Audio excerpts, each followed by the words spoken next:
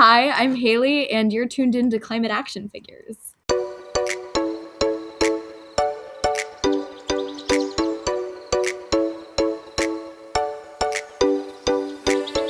Well, good day and welcome to the 55th episode of Climate Action Figures. My name is John Whidden, and this week on the show, you get to meet Hailey.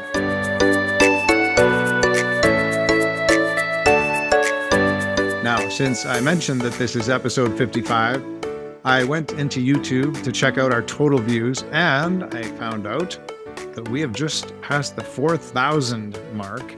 And for those of you who listen to the podcast, we just passed the 2,000th download. So thank you for joining in the fun, and we appreciate you being with us.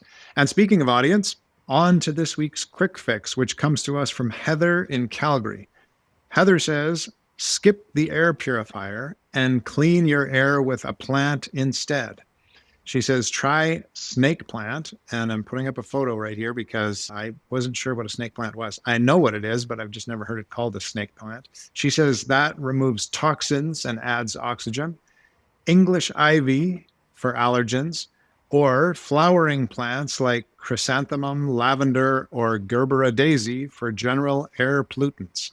Welcome, Hailey. Well, hello. Thank you for having me. That sounds like a great plan. Always love to have plants around me. They're like little friends, always very encouraging. And they won't criticize you at all. Good They're point. just there cheering you on. Excellent point. So we thank Heather for sending that in. And Yes, I'll add that, the Gerbera daisy, I do know about that one because I was hearing a scientist interviewed years ago who worked with NASA, and they use Gerbera daisies, I believe, in space because it's the best plant they found for producing oxygen from the carbon dioxide they breathe in. So Gerbera is a good thing to have around you for oxygen. Yeah, pro tip from NASA. There you go. And in our house, I know for humidity, we don't even use our humidifier anymore because as you can probably see, we have lots of plants around. Now, Hailey, I had to kind of untangle this web in my head as to figuring out how we were connected. Okay. It was first Globe Aware who contacted us to tell us about the cool things they're doing, and they suggested Kimberly would make a great guest. So I looked in the organization, and it was promoting responsible global volunteering, and that sounded cool. So I asked them if Kimberly was a youth, since that's who we interview as a rule. And she replied that she was dubious, but she recommended Alita, who was featured in episode 7. And Alita was such a hit, I asked Kimberly if there were any other youth that she might recommend, and she gave us your name, at which point I realized that she is your mother. So far, so good? Yeah, so far, so good. So Kimberly said, quote, I have a daughter, a senior at U Chicago, who serves on the Phoenix Sustainability Initiative and created Produce Peddlers, where she rescued and collected and distributed food. And we put a link to that in the show notes, and there's a lot to unpack there. So let's start with the Produce Peddlers, because you've just mentioned pre-recording that that's kind of changed and morphed. So tell us a bit about that. Produce Peddlers started after I worked in Seattle my first summer after my freshman year in college.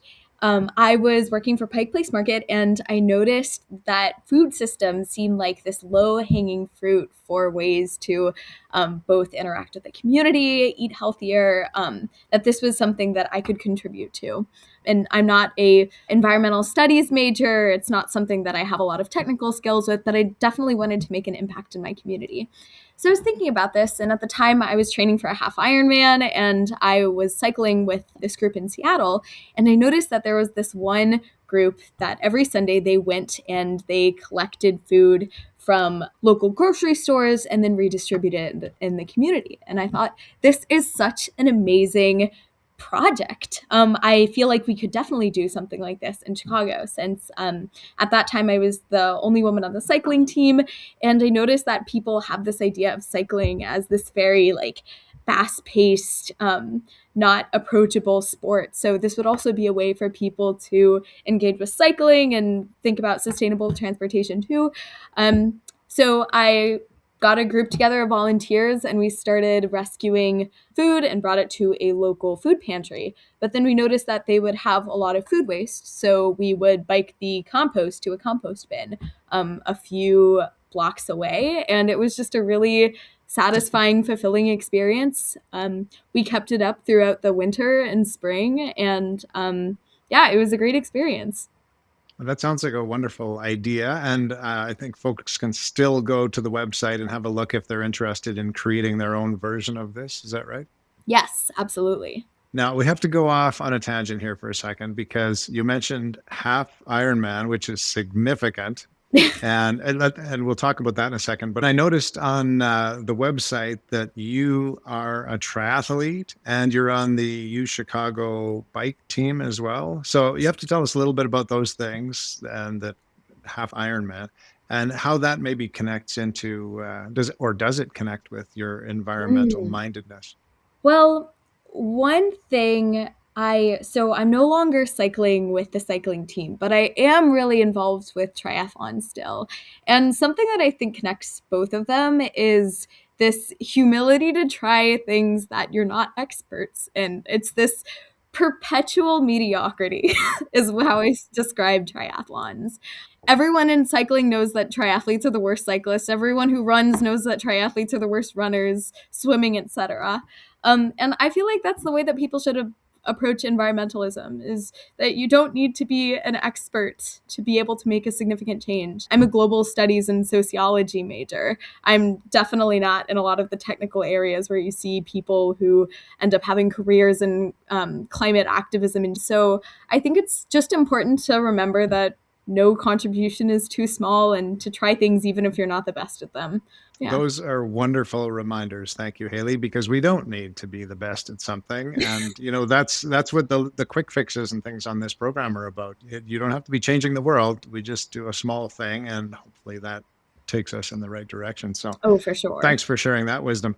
Now let's talk about the Phoenix Sustainability Initiative, something you're involved with at U Chicago. Tell us about Yes. that. So, the Phoenix Sustainability Initiative is a student run group that does everything sustainability at U Chicago. I'm specifically working on the compost committee, but they've done a lot of different projects like starting a thrift store on campus, looking at creating green data, and working with education about sustainability.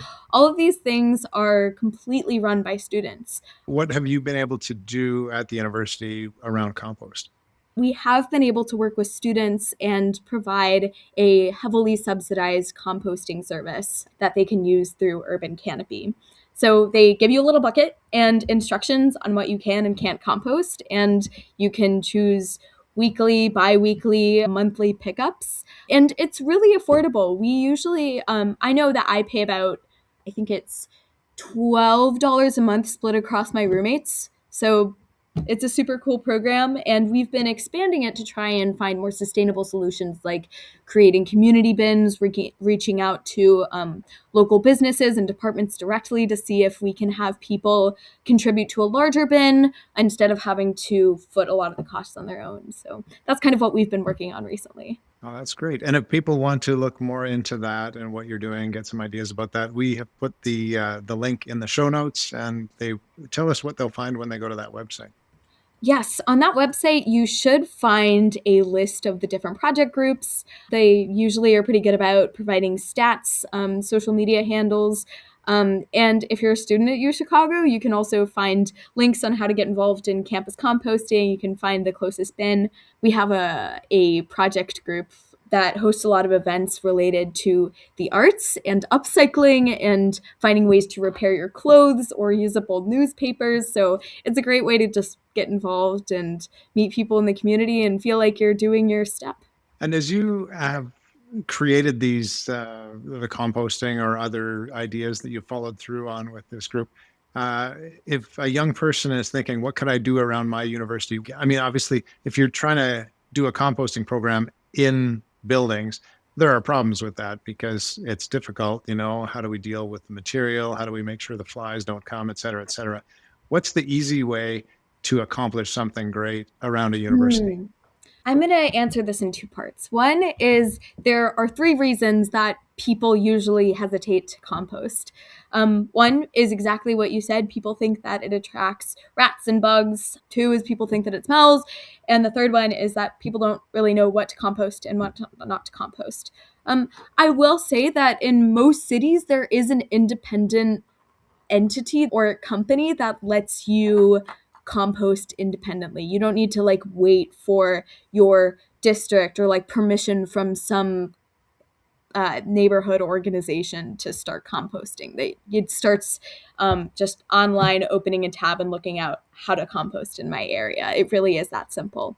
And when you sign up, they will usually give you a big painter's bucket with a huge lid that seals away all of the smells and keeps rats and pests and all of the things that you don't want coming into your house out of it.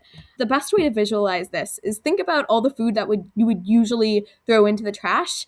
That's probably stinkier and more appealing to rats and pests than it would be in this sealed container that, you get to put out on the curb and not deal with. And it goes to a great cause. But in terms of something really easy that I think everyone can do, just using your freezer and thinking about preventing food waste instead of having to worry about where you put it. There's a way to think about how much food you eat in a week, and then also people don't realize how much you can actually freeze and store before you throw something away. Okay. And since you're a composting expert, it would seem, I have a question for you because a friend of Okay. mine recently said, knowing that we compost as much as we possibly can here, said, have you done worm composting? And I know all about it, but I've never done it. And he said, oh, I've Oh, got to get you a worm composter. So tell us, worm composting in the house versus regular composting. What do you think? I don't know a lot about worm composting, but from what it sounds like, and something that I learned through produce peddlers is one of the biggest areas of resistance in any food system is transportation. And if you can do something in home in your house that you don't have to outsource, then you're probably saving gas and resources that are being used to do it in another place. So, worm composters in your house, thumbs up. Good points. Now, I have a question sort of out of the blue for you, Hailey, and Okay. that is, do you feel like your generation are dealing with problems that you didn't create? Is there a general sense of that amongst your cohort? I think sometimes. But more importantly, there's this narrative that doing something for the planet is something altruistic and that you have to be doing something for something greater than yourself. But the truth is that being sustainable is incredibly self-serving. If you're using your resources wisely and thinking about how you are treading on the planet, then you will end up living a very fulfilling and rewarding lifestyle. I mean, I spend a lot less money not wasting as much food or not paying for things that I don't have to pay to consume. A good example of this, I went vegan during COVID. I previously was vegetarian, but I was an athlete back then, and everyone was telling me that your iron levels are just going to drop. You're not going to get any B12. You're not going to have any energy to perform. So I was really scared of going vegan for a really long time. So I started after all of the races were canceled. And as soon as I went vegan, I noticed that my performance increased exponentially. I had energy all day. My splits went down, and it was self serving. I realized that my grocery bill was cut in half, and I never thought about the ethics or environmental footprint of it until I started getting involved with vegan clubs on campus and doing my own research. That said, I will say that, as with any diet, this is extremely personal. People shouldn't just adopt diets and cut things out of their routines without doing research and thinking about the impact that it might have on them. So that's a very specific story to me, and I don't want to be an evangelical vegan. Very interesting. Now, before we let you go, we need to ask about your climate action, and you've chosen an interesting one for us today. Tell us about that. Yes. So community supported agriculture programs are so underutilized and they exist in so many different cities. A community supported agriculture program is basically a subscription to produce, and it helps to insulate farmers from some of the salary volatility they have in having seasonal harvests and other kinds of weather and consumer based variables that can cause volatility for them. What that means for us, me and my roommates will get a big box of seasonal delicious produce every week, and it's a surprise. So I'll get things like shishito peppers and butternut squash and all of these in-season delicious produce. I don't even have to think about it, and it's cheap, sustainable, and so much fun. So if you can find a CSA program in your community, I highly recommend doing that. And I also know from working on the other side of this that it has a lot of really interesting unforeseen effects. So for example, if people are eating local produce, then a lot of the times they have a higher stake in the environment and have a more positive view of the local government. People eat healthier and they feel more connected to the community. So it is really self-serving, and it's something that you can do in a very cheap and sustainable way. And it challenges your cooking skills, right? Oh, absolutely. What are we going to do with this? Well, I have a tip for this. My friend and I consistently use the monster salad. So since a lot of the time they'll throw in a lot of extras, and if there is extra produce, then we can just put it in a salad. And a lot of the times it tastes really good. There are a lot of different flavor combinations that we would have never tried otherwise. You never know what might taste good in your salad. So true. Great final point from Hailey. Last question for you, Hailey. What gives you hope? I think what gives me hope is that idea that being sustainable is self-serving, and that people, and especially small companies, are starting to realize this. I was part of the UChicago cohort to COP28, and a little overview of the structure of COP for people who are unfamiliar is that there are different zones of people who are involved in this climate conference. The most exclusive zone are, governments and large agencies. The second one is, schools, still larger businesses. And then there's the green zone, the most inclusive zone. And that's open entry. Anyone can come in. And the place where I saw the most positive change and you get to see the most innovative ways to tackle climate change are by individuals and small companies who have that flexibility and are able to incorporate that into their business models. So I think that makes me hopeful that people are starting to realize that if you think about how your product will decompose, or how your company might end, or how a building might not be a building in a few years, then it becomes this not existential thing that you have to deal with, but a source of hope and a challenge for innovation. Very interesting, and thanks for that insight into COP. And thanks so much for joining us today, Hailey. Thanks for having me. And thank you, dear viewer or listener. If you enjoy the podcast, please take a moment to think about who else might like it and share it with them. We will be back again next week, same time, same place, to hear from another climate action figure. Until then, go figures!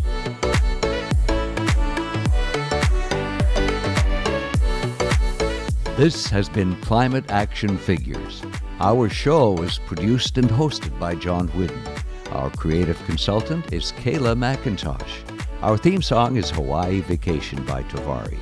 You can find us on Instagram, Facebook, and YouTube at Climate Action Figures. That's all one word. And if you have any other questions or comments that arose from this or any episode, feel free to reach out to us at climateactionfigures@gmail.com. And thank you for listening. We'll be back next week with another Climate Action Figure.